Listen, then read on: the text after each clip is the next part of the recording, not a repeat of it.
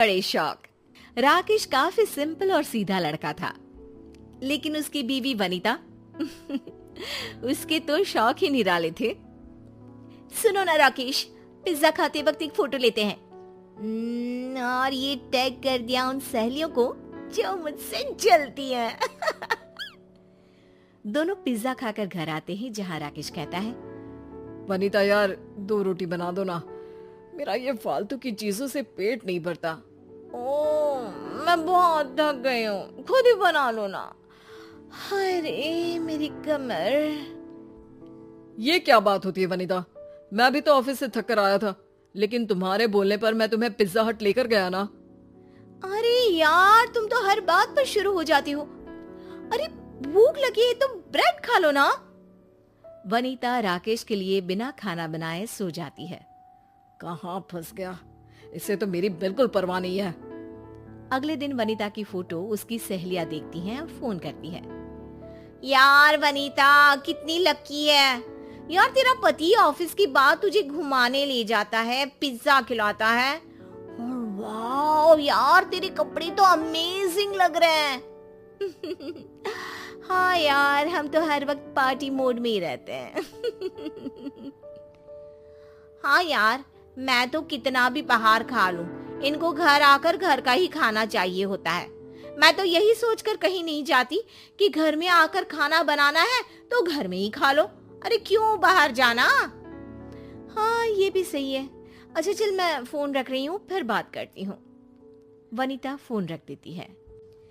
चलो यार, आज मूवी की टिकट करवा लेती हूँ। कल पिज्जा, आज मूवी। देखने वालों को तो आग लग जाएगी, आग। जब राकेश घर आता है, वनीता बहुत थक गया हूँ, कल ऑफिस वक्त पर पहुंचना है। अरे कैसी बात कर रहे हो यार, मैंने मूवी टिकट बुक की है। चलो मूवी देखने चलते हैं, रात 1 बजे तक आ भी जाएंगे। अरे यार, तुम सोच भी कैसे सकती हो, आज वीकेंड भी नहीं है, कल मेरा ऑफिस है। ओफो, मेरे भाई को देखो, सारा सारा दिन बाहर मार्केटिंग का काम करता है, लेकिन भाभी के सामने जरा सा मुंह नहीं बनाता। देखो यार, हम दोनों के काम में अंतर है। वैसे भी वनीता, मुझे अच्छा नहीं लगता जो बार बार तुम इस तरह से करती हो। मैं अलग हूँ, किसी से कंपेयर मत किया करो मुझे, समझी। एक दिन, ओहो, ये पूजा कहाँ गई है? बड़ी फोटो लगा रखी है इसने। फोन करके पूछती हूँ। अरे पूजा, इंस्टा में फोटो तो बड़ी जोरदार डाली है, कहाँ गई थी? पूजा, जो वनीता की तरह ही दिखावे में विश्वास रखती है, वो कहती है, हम ना गोवा गए थे, वहाँ डब्ल्यू होटल में रुके थे, एक दिन का 1 लाख रुपया लगता है। हाँ अच्छा। अरे यार, तेरी जींस भी बहुत अच्छी लग रही थी, बस फटी थी थोड़ी सी। ओहो वनीता, तुम तो थोड़ा फैशन अपडेट रहा करो, आजकल तो फटी जीन्स का ही फैशन है।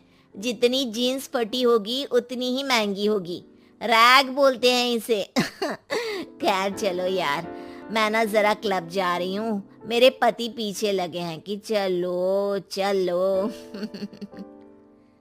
वनीता फोन रखती है। हाँ, शॉफ की दुकान, जैसे जानती नहीं हूँ मैं, जो दिखता है वो होता नहीं। अब मेरे पति को ही देख लो। वैसे ये रही मेरी जींस, मैं भी थोड़ा कैंची से काट देती हूँ, घर पर पहनकर देखती हूँ, ठीक लगे तो ठीक, वरना कपड़े वाले को देकर बर्तन ले लूंगी। तभी राकेश ऑफिस से थका आता है। ओहो, ये क्या पहना है वनीता, जाओ जाकर कपड़े बदलो। ये फैशन है राकेश, जींस जितनी फटी उतनी महंगी। अब किसका सोशल साइट देख लिया तुमने जो नकल पर उतर आई? वो मेरी दोस्त है ना, जो मुंबई में रहती है, पूजा, उसका। अरे वो मुंबई में रहती है, तुम इलाहाबाद में रहती हो, फर्क है ना वनीता, जाओ जाकर कपड़े बदल लो। अरे पता नहीं तुम खुद को क्या समझते हो यार, फैशनेबल कपड़े अभी पहन लूं, कल को तो बूढ़ी हो जाऊंगी, तब थोड़ी ना अच्छे लगेंगे ये सब कपड़े। देखो राकेश, हम दोनों को एक दूसरे को समझना होगा। हाँ लेकिन वनीता, घर में कायदे के कपड़े तो पहना करो। हाँ हाँ ठीक है। अच्छा, मैं ये बोल रही थी कि मेरे कॉलेज के दोस्तों ने कल पार्टी रखी है, तो शाम को जल्दी घर आ जाना। ठीक है। अगली शाम पार्टी में वनीता सूट पहन कर आती है। बहुत अच्छी लग रही हो वनीता। लेकिन तभी वनीता के कॉलेज का दोस्त देवेश आ जाता है। हाय ब्यूटीफुल, कितनी अच्छी लगती थी तुम कॉलेज में। कहाँ शादी के बाद पूरी आंटी लगने लगी हो। हेलो, हाय, मैं हूँ आंटी का पति। तुम कौन? वो हाय हाय, हम सब एक ही क्लास में पढ़ते थे। ओह ओके, तो अब तुम्हें वनीता आंटी लगने लगी है, क्यों? वैसे आपकी बीवी कहाँ है? मैं भी तो देखूं। अब वो एक्चुअली ना वो घर पर रहती है। राकेश मुस्कुराकर वहां से चला जाता है। लेकिन वनीता सबके साथ बातें करते करते फिर देवेश से ही बातें करने लगती है, जो राकेश को बिल्कुल अच्छा नहीं लगता। घर आकर ये मैंने कर दी सारी फोटो पोस्ट। पता है, यहाँ के रिश्तेदार तो फोटो देखकर जल जाएंगे। लड़के लड़कियां सभी है पूरे ग्रुप में। वनीता, मुझे तुम्हारा यूं कॉलेज के लड़कों से बात करना अच्छा नहीं लगा। ऐसा नहीं है कि पुराने ख्यालात का हूं मैं, लेकिन वो लड़का तुम्हें भड़का रहा था। अरे क्या गलत बोल रहा था? सही तो कह रहा था कि शादी के बाद मैं पूरी आंटी लगने लगी हूँ। अरे तो एक्सरसाइज करो, खाने में कंट्रोल करो और स्लिम हो। कोई सूट पहनकर आंटी नहीं बन जाता। हाँ हाँ, अब तो मेरे खाने पर भी तुम्हारी नजर रहती है। अरे मेरे तो भाग्य ही खराब थे जो तुमसे शादी हुई मेरी। यही तो गलती है तुम्हारी, हर बात पर शादी को कोसते लगती हो। जरा सोचो, खुले विचार कहाँ होते हैं जहां वैसी परवरिश होती है। हम लोग सिंपल घरों के लड़के हैं, सिंपल लड़की के साथ ही एडजस्ट कर सकते हैं। क्या मतलब है तुम्हारा? सिंपल नहीं हूं मैं। तभी वनीता के मोबाइल में मैसेज आता है। वाह यार, तू और तेरे पति के बीच कितना प्यार है, साफ दिख रहा है यार। कितना समझते हो तुम दोनों एक दूसरे को। Made for each other, love you. हाँ, अब ये मैसेज किसी मजाक से कम नहीं है। बड़ा प्यार है। अरे ये सब तो दिखावा है बस। तभी डोरबेल बजती है और वनीता की छोटी बहन अपने पति के साथ आती है। अरे वाह साली साहिबा, क्या बात है, साड़ी भी पहन दी है आप। अरे जीजू, मैं अब पहनने लगी हूँ। इनको मेरे ऊपर साड़ी ही अच्छी लगती है। पता है जीजू, अब तो मुझे इंडियन वेयर बहुत अच्छा लगता है। वैसे भी जो इनकी पसंद वो मेरी पसंद। अच्छा जी, क्या बात है? तभी तेरी कोई पिक सोशल मीडिया में नहीं है, क्योंकि साड़ी में थोड़ी ना आंटी जी बनकर तू फोटो डालेगी।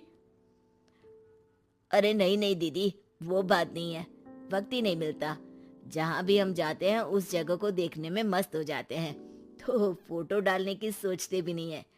लेकिन हाँ, हम दोनों एक दूसरे का साथ बहुत एंजॉय करते हैं, क्यों? वनीता उन दोनों को देखकर सोचती है कि कैसे वो दोनों एक दूसरे के साथ खुश हैं। अब अच्छा, तुम लोग बैठो, मैं खाने के लिए कुछ बनाकर लाती हूँ। दीदी, मैं भी चलती हूँ किचन में आपकी मदद के लिए।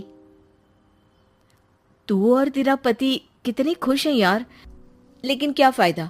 लोगों को तो पता ही नहीं है कि तुम लोग लाइफ को इतना एंजॉय करते हो। अरे कोई तो फोटो डाला कर सोशल साइट पर।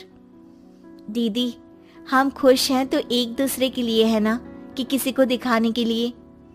मैं तो आपको भी कहूंगी कि झूठा दिखावा करने से अच्छा है कि आप जीजू को खुश रखो, उनको समझो जैसे वो आपको समझते हैं। कौन सा जिंदगी हम दूसरों के लिए जीते हैं दीदी।